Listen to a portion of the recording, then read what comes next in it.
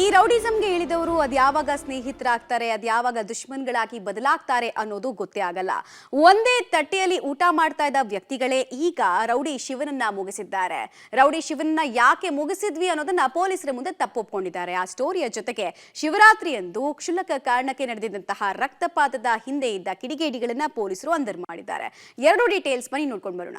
ಏರಿಯಾದಲ್ಲಿ ಹವಾ ಎಬ್ಬಿಸಿದವನ ಚಟ್ಟ ಕಟ್ಟಿದ ಗೆಳೆಯರು. ರೌಡಿ ಶಿವನ ಕೊಲೆಗೆ ಕಾರಣವಾಗಿತ್ತು ರೌಡಿಸಂ. ಏರಿಯಾದಲ್ಲಿ ಹವಾ ಸೃಷ್ಟಿಸಿ ತನ್ನದೇ ಸಾಮ್ರಾಜ್ಯ ಕಟ್ಟಿಕೊಳ್ಳೋಕೆ, ಹುಡುಗರನ್ನ ಬೆದರಿಸಿ ಹದ್ದು ಬಸ್ನಲ್ಲಿ ಇಟ್ಕೊಳ್ಳೋಕೆ ಬಲೆ ಹೆಣಿತಾ ಇದ್ದ ರೌಡಿ ಶೂಟರ್ ಶಿವನನ್ನ ಸ್ನೇಹಿತರೆ ಕೊಚ್ಚಿ ಕೊಲೆ ಮಾಡಿದ್ರು.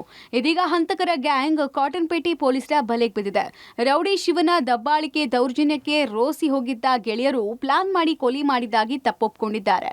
ಕಳೆದ ವಾರ 8ನೇ ತಾರೀಕು ಕಾಟನ್ಪೇಟೆ ರೌಡಿ ಶೂಟರ್ ಶಿವನನ್ನ ಅಂಜನಪ್ಪನ ಗಾರ್ಡನ್ ನಲ್ಲಿ ಕೊಚ್ಚಿ ಕೊಲೆ ಮಾಡಿ ಎಸ್ಕೇಪ್ ಆಗಲಾಗಿತ್ತು. ಘಟನೆ ಬಗ್ಗೆ ಪ್ರಕರಣ ದಾಖಲಿಸಿಕೊಂಡಿದ್ದ ಕಾಟನ್ಪೇಟೆ ಪೊಲೀಸರು ಚಂದ್ರಶೇಖರ್ ಅಲಿಯಾಸ್ ಚೇಟಾ, ಶೇಖರ್ ಅಲಿಯಾಸ್ ಡೋರಿ, ಮಣಿ ಅಲಿಯಾಸ್ ಕಂಠ ಸ್ಟೀಫನ್, ಸಿಂಬು, ಕಿರಣ್ ಅಲಿಯಾಸ್ ಚಿನ್ನಪ್ಪ ಸೇರಿ 6 ಮಂದಿಯನ್ನು ಬಂಧಿಸಿ ಜೈಲಿಗೆ ಕಳಿಸಿದ್ದಾರೆ.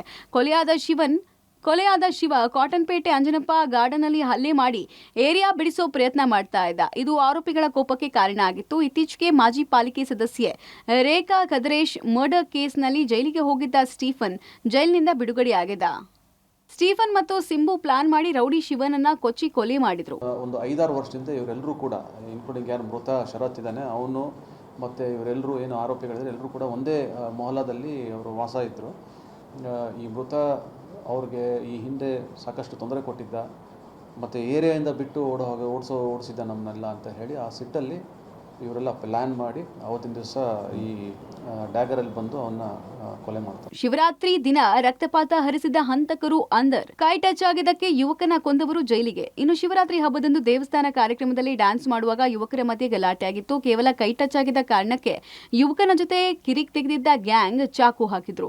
ರಕ್ತಸ್ರಾವದಿಂದ ಯುವಕ ಸಾವನ್ನಪ್ಪಿದ್ದ. ಇದೀಗ 3 ಆರೋಪಿಗಳನ್ನ ವ್ಯಾಟ್ರಾಯನ್ಪುರ ಪೊಲೀಸರು ಬಂಧಿಸಿ ಪರಪ್ಪನಗ್ರಹಾರ ಜೈಲಿಗೆ ಕಳಿಸಿದ್ದಾರೆ.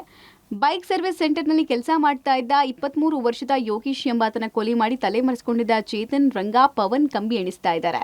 ಮೊನ್ನೆ ಶಿವರಾತ್ರಿ ದಿವಸ ಒಂದು ಡ್ಯಾನ್ಸ್ ಪ್ರೋಗ್ರಾಮ್ ಇರುತ್ತೆ.